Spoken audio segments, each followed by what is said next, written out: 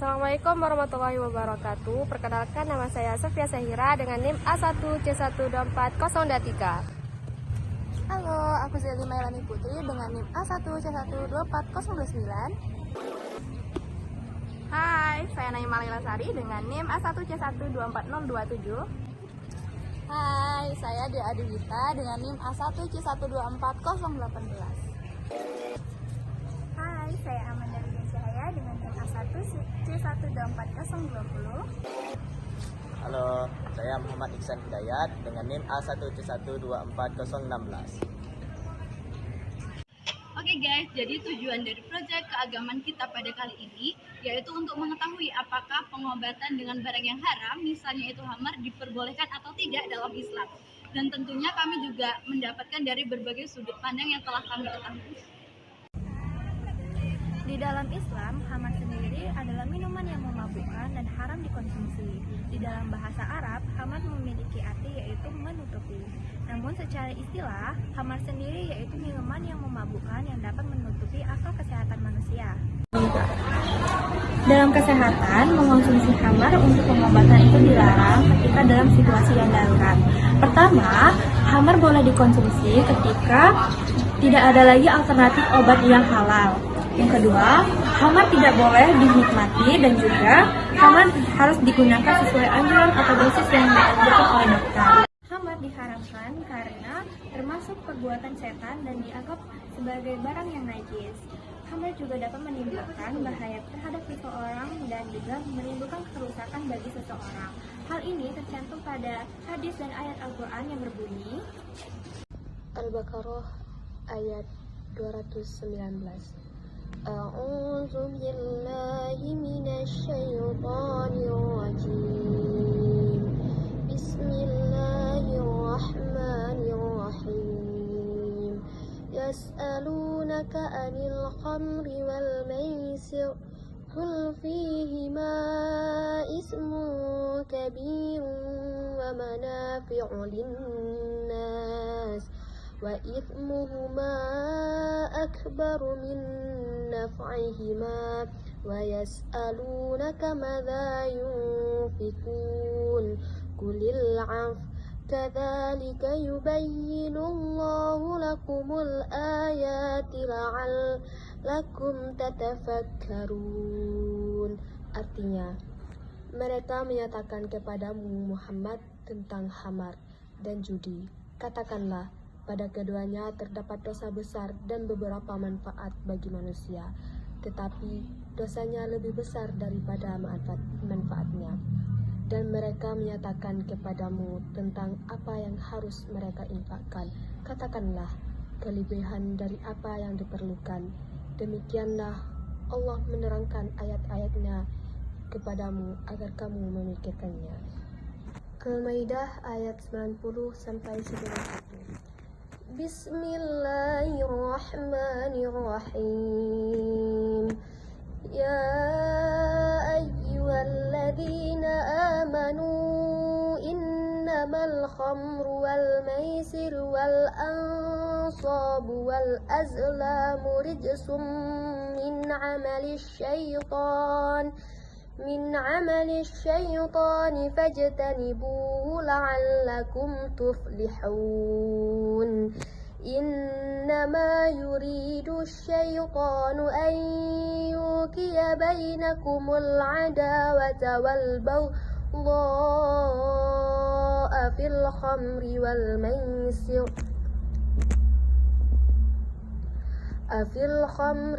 maisir wa yasuddakum an zikrillahi wa anis salati fahal antum muntahun. Artinya, wahai orang-orang yang beriman, sesungguhnya minuman keras, berjudi, berkorban untuk berhala, dan mengundi nasib dengan anak panah adalah perbuatan keji dan termasuk perbuatan syaitan. Maka jauhilah perbuatan-perbuatan itu agar kamu beruntung. Dengan minuman keras dan judi itu, setan hanyalah bermaksud menimbulkan permusuhan dan kebencian di antara kamu dan menghalangi halangi kamu dari kegiatan Allah dan melaksanakan salat, maka tidakkah kamu mau berhenti? Shadaqallahul azim. Adapun hadisnya yaitu yang pertama adalah hadis riwayat Bukhari dan Muslim. Dari Abdullah bin Umar radhiyallahu anhu, Rasulullah shallallahu alaihi wasallam bersabda, setiap yang memabukkan adalah hamar dan setiap hamar itu haram. Hadis riwayat Bukhari dan Muslim. Yang kedua adalah hadis riwayat Muslim.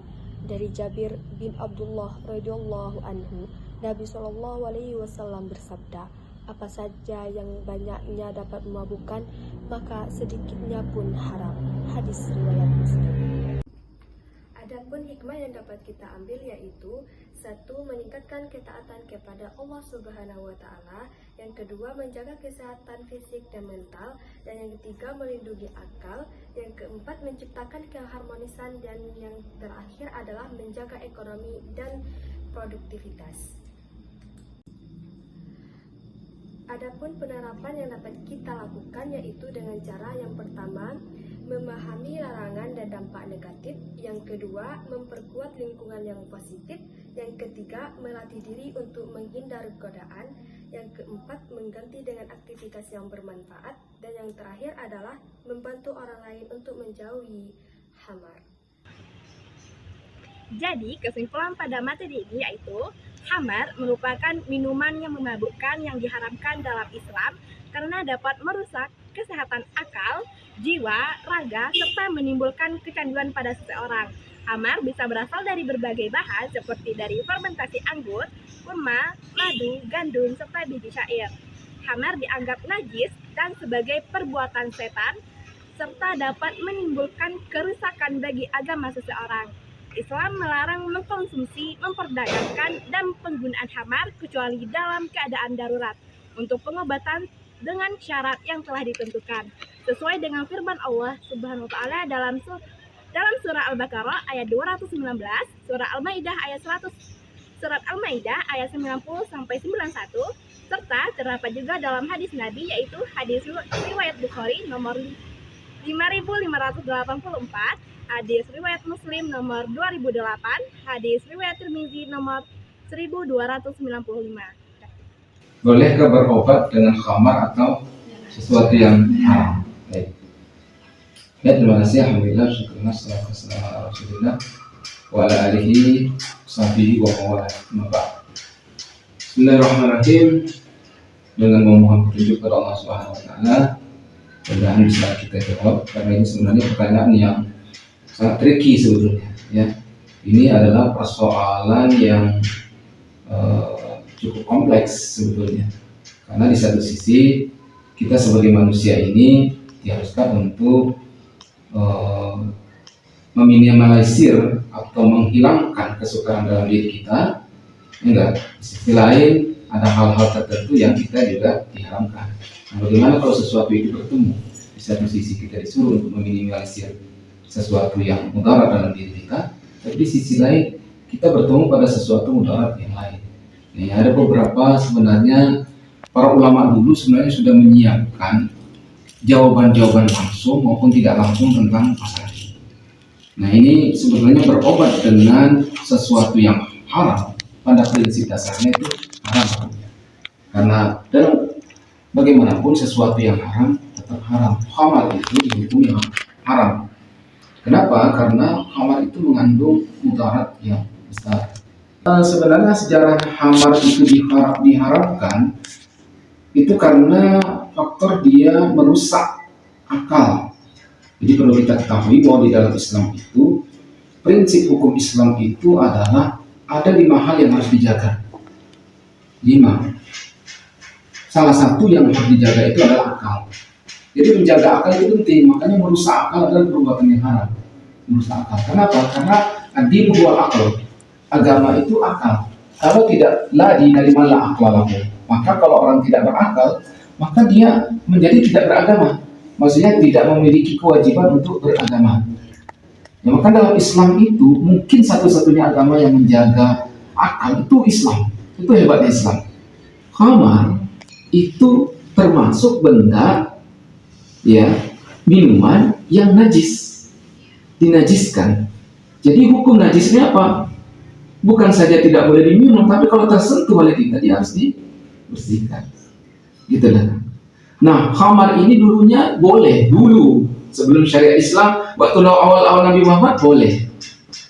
Dia boleh. Makanya sahabat tuh yang biasa kalau salat tuh minum dulu. Itu kan jadi minuman sehari-hari. Musim dingin kan boleh. Nah, tapi satu waktu khamar ini kemudian ada seorang sahabat yang pergi salat. Salatnya ngaco. Kenapa? Karena dia teler. Dia mabuk dia. Akhirnya turun ayat Al-Quran memperingatkan, wala taqrabus shalah wa antum sukara. Jangan lain kali kalau mau salat jangan mabuk. Kira-kira arti ayatnya.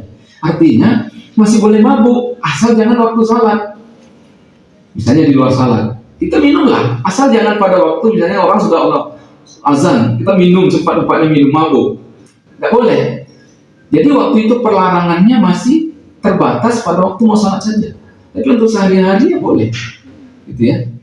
Sampai kemudian ketika Islam mulai berkembang dan kemudian ada kajian kriminologis istilahnya ya. Kalau dalam hukum pidana itu dalam ilmu hukum ada namanya kajian kriminologis, kajian tentang perkembangan tindak pidana, tentang perbuatan jahat.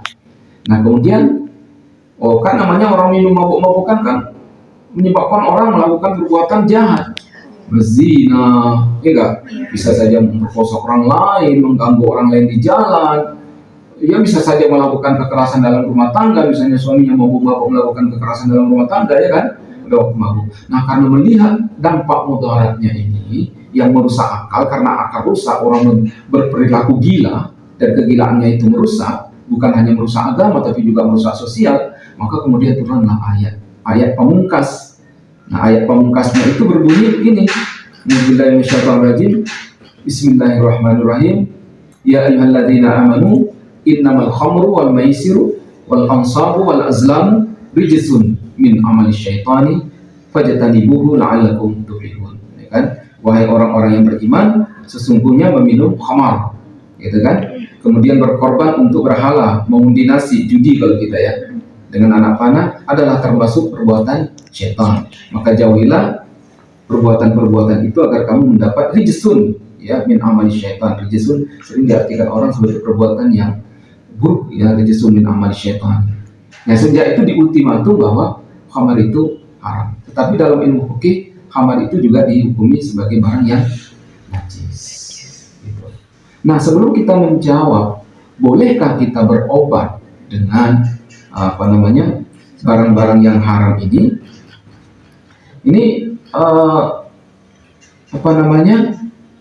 Para ulama itu terbagi ke dalam dua, gitu ya.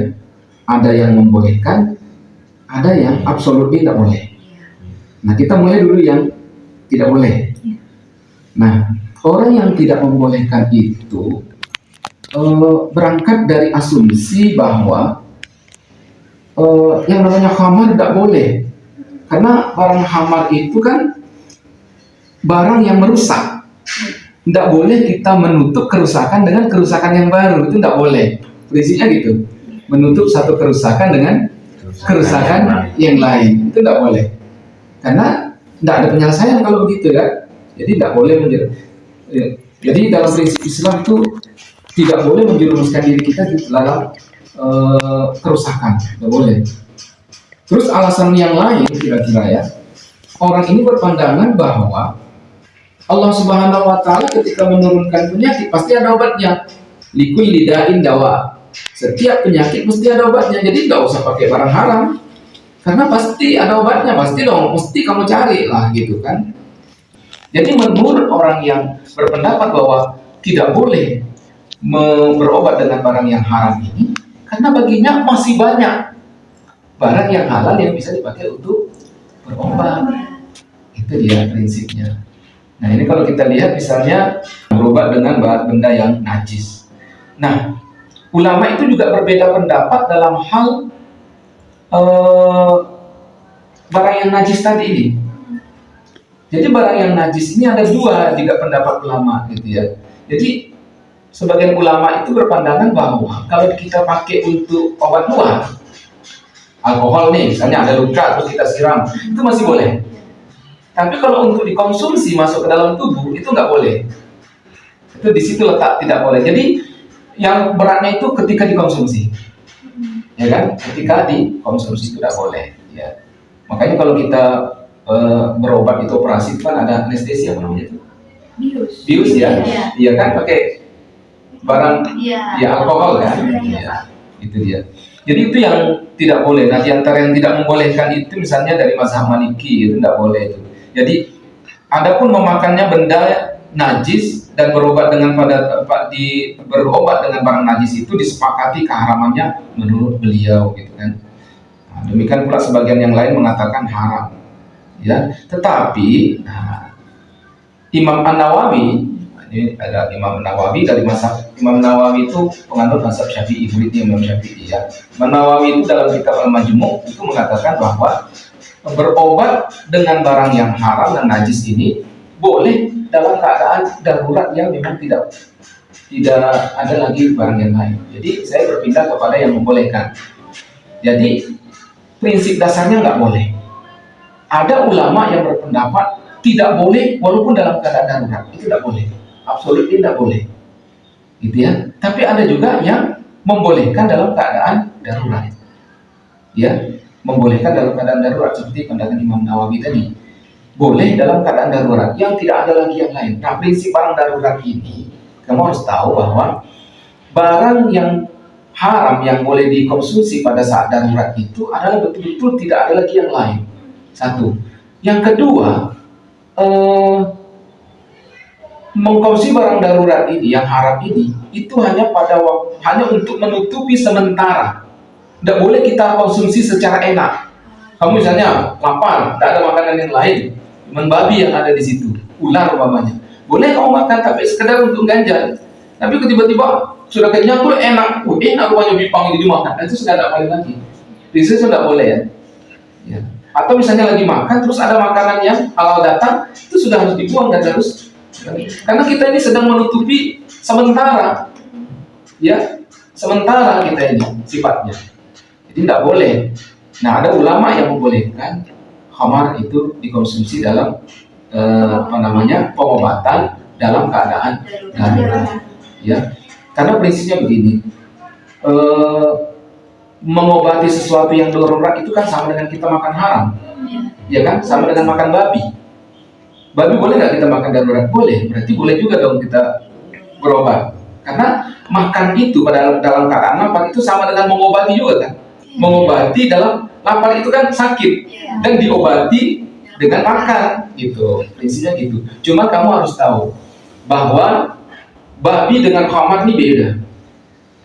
Walaupun sama-sama barang najis, tapi khamar ini prinsip larangan utamanya itu karena merusak akal. Di situ sebenarnya kenapa sebagian besar ulama itu ngotot kalau khamar itu nggak boleh, karena dia merusak akal, gitu. Jadi kita bisa mengambil kesimpulan yang boleh lah, tapi ya harus dilihat-lihat juga takarannya, jangan sampai malah menimbulkan masalah baru yang lebih parah lagi. Islam nggak boleh kayak gitu. Nah, dalam prinsip Islam itu teori hukumnya ya, apabila ada dua darurat yang bertemu, maka kita tidak bisa memilih si malakama nih.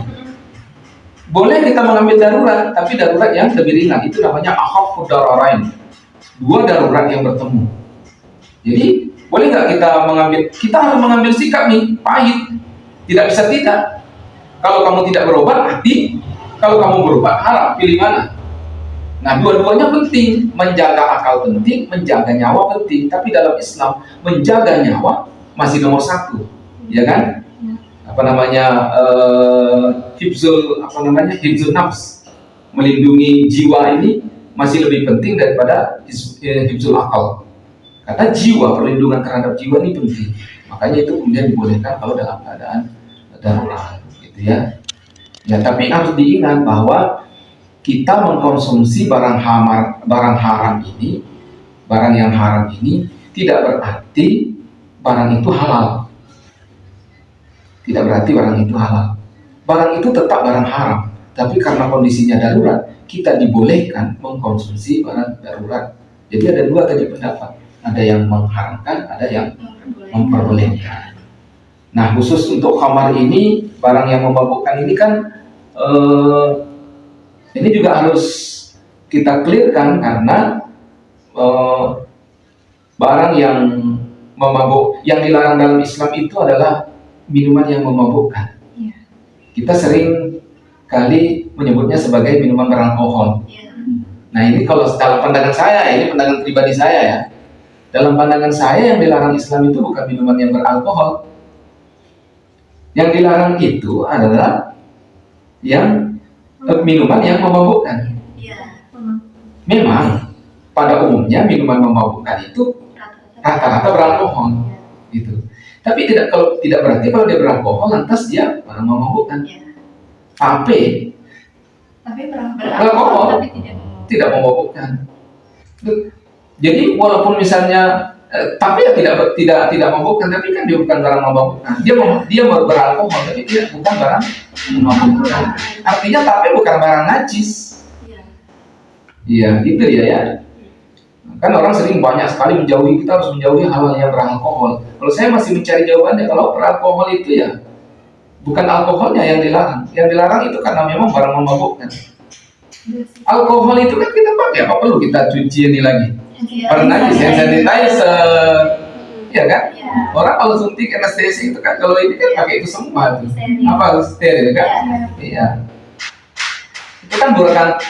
Nah, cuman barang yang beralkohol berat ini, ya jelas nggak boleh. Pokoknya intinya gini, kalau dalam Islam itu kalau minuman beralkohol itu sudah alkohol yang jenis merusak, ya jelas nggak boleh. Alkohol murni lah, misalnya hand sanitizer kamu minum, ya nggak boleh, karena berbeda unsur alkoholnya dengan alkohol tape, ya berbeda. Tape itu kan alkohol makanan ya.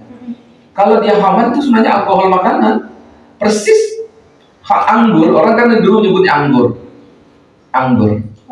wine, ya wine. Anggur itu kan makanan, buah yang kemudian difermentasi dengan cara tertentu. Persis sama dengan tape. Tape itu kan fermentasi, tempe, tape, barang fermentasi semua, tempoyak, itu barang fermentasi semua. Nah, cuma dalam tradisi kebiasaan kita manusia ini, tempe, tempoyak, tape, itu bukan barang memabukkan. Beda dengan alkohol, memang diminum, memang barang memabukkan. Prinsip dalam Islam itu, kullu muskirin haram. Setiap barang-barang yang memabukkan haram. Ma aksara kathiruhu faqaliluhu haram. Karena dia barang memabukkan, ini barang memabukkan ya.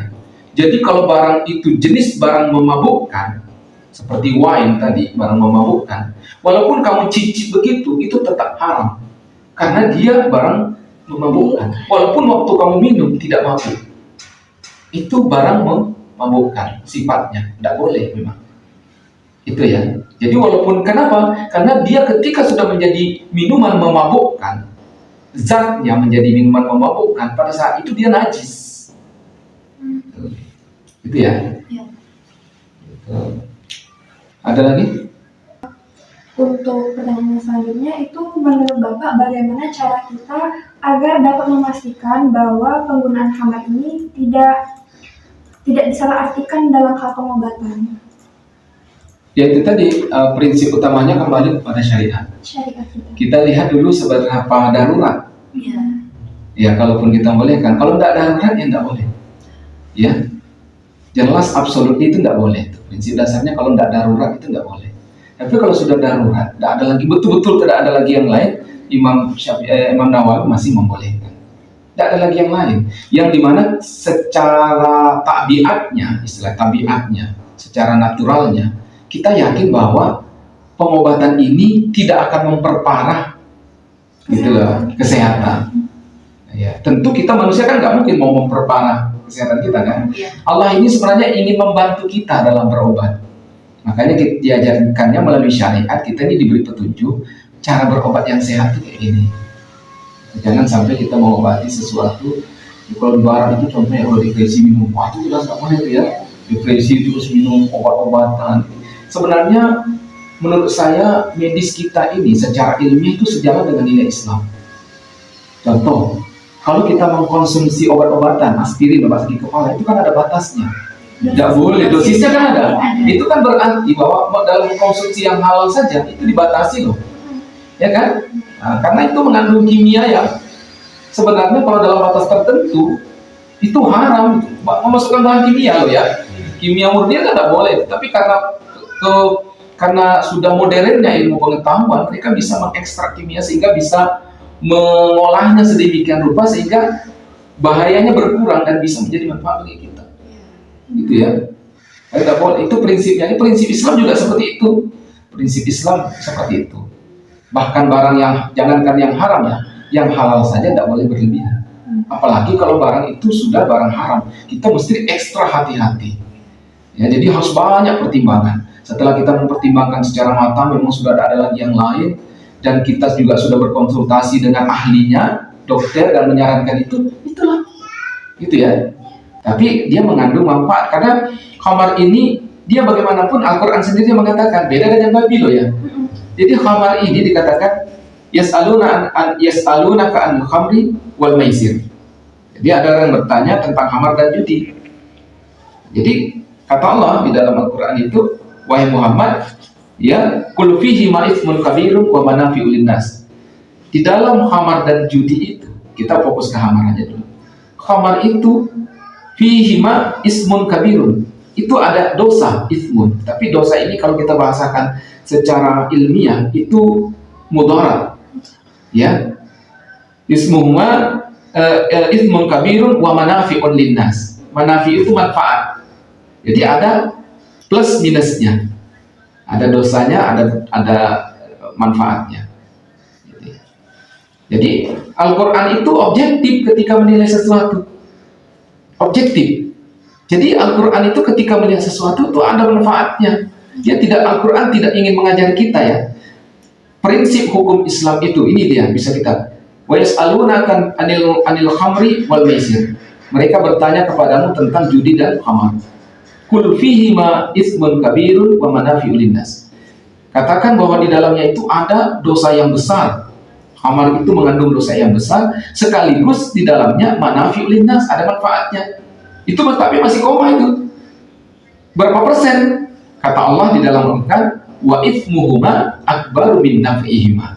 Tetapi dosanya, mudaratnya lebih besar daripada manfaatnya. Dari sini ayat ini kita bisa tarik kesimpulan, sesuatu yang mudaratnya lebih besar dari manfaatnya haram hukumnya. Gitu ya, sesuatu yang mudaratnya sudah besar itu ya haram hukumnya. Makanya khamar itu dilarang karena dia efek sampingnya itu lebih besar daripada manfaatnya. Bukan tidak ada manfaat, ada. Nah, ketika kita berobat, sebetulnya kita ingin mengejar manfaatnya ini. Ini baru mengejar manfaatnya ini sebenarnya. Walaupun kita tahu di samping manfaatnya ada dosa yang harus kita lakukan. Baik Pak, itu kan tadi jawaban dari Bapak. Nah sekarang kami ingin bertanya, apa sih pesan Bapak kepada umat Islam untuk menghadapi dilema antara menjaga kesehatan dan mematuhi syariat Islam tentang penggunaan khamar ini tadi Pak? Oke. Pada prinsipnya agama Islam itu agama yang sehat. Iya. Cara hidup yang dijalankan Islam itu dan melalui syariatnya itu adalah cara hidup yang sehat. Contoh kecil saja, di dalam fikih itu kita itu sudah dimulai dengan taharah, kebersihan. Kebersihan itu kan prinsip dasar dari kesehatan. Penyakit itu muncul karena tidak bersih, ya kan? Kebersihan apa yang dituntut dalam Islam? Dua, kebersihan lahir dan batin. Pikiran kita juga harus bersih. Berapa banyak penyakit muncul karena pikiran, anxiety, kecemasan, anxiety disorder, kecemasan, banyak tuh kan jenis-jenis penyakit itu kan, banyak yang muncul dari pikiran yang tidak sehat. Pikiran yang sehat itu makanya kita diajari dalam Islam itu untuk selalu menjaga pikiran yang sehat. Misalnya memaafkan, nothing tulus, bertakwa. Makanya mahasiswa selalu saya ingatkan dalam konsep menghadapi negara ini, jangan terlalu baper deh. Kalau pilihan kamu nggak terpilih, itu kan nanti akan berganti juga. Nah, dia juga nggak mungkin lah kalau seandainya kamu nggak suka, kau pun zalim, kan nggak mungkin zalim selama-lamanya. Nanti 5 tahun juga nggak zalim lagi dia. Ya kan? Jadi jangan, pikiran tuh harus dijaga supaya kita jangan terkena penyakit hati. Karena penyakit pertama itu kan memang dari pikiran. Yang kedua tentu saja fisik. Ya, batin lahir.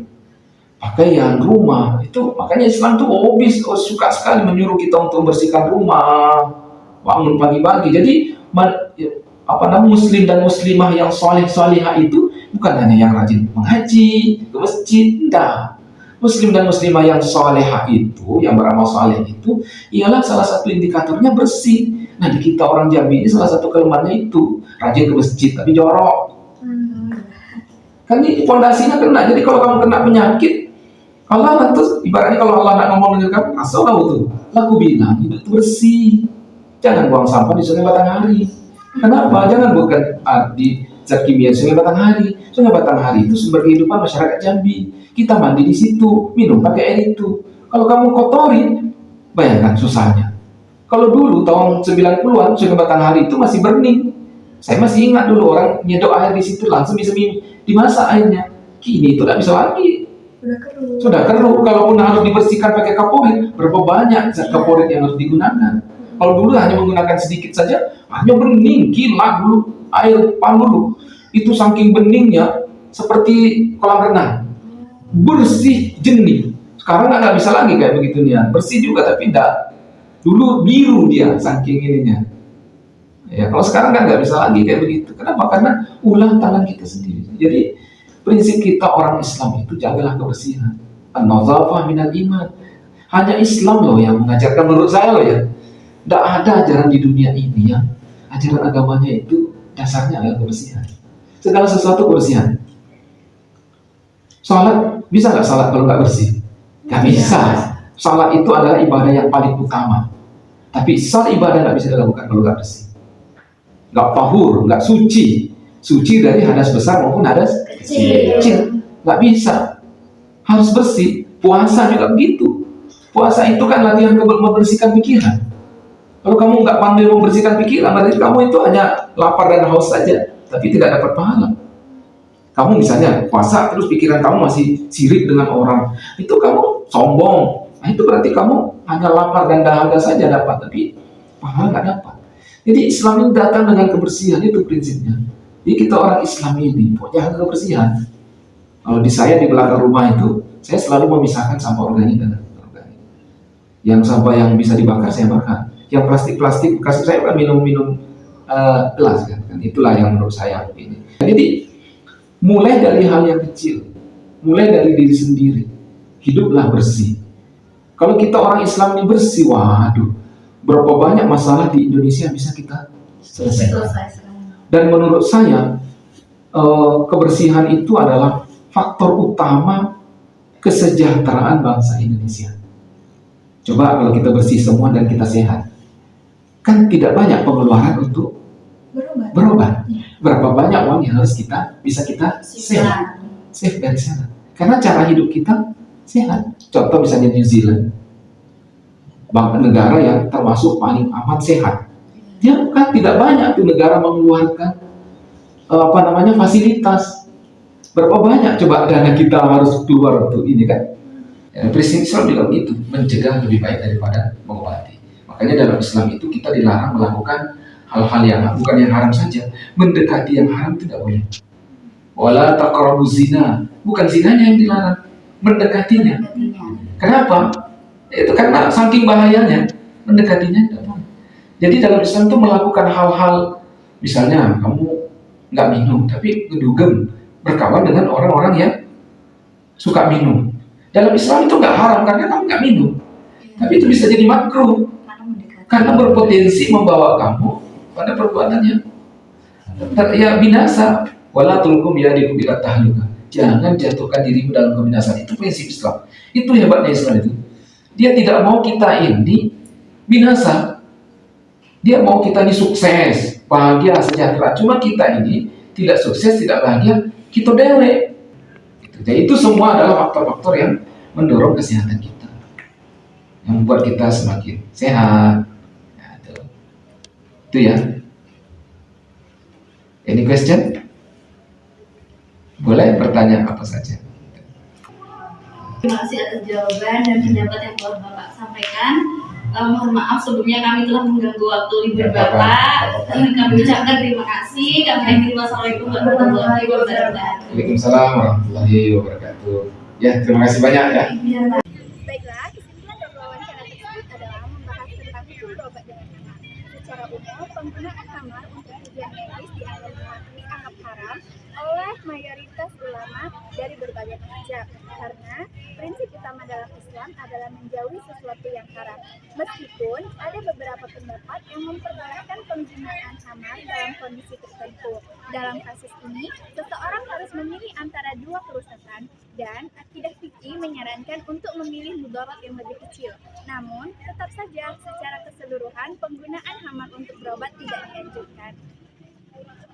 Sekian proyek agama kami. Sampai jumpa di proyek selanjutnya, guys. See you.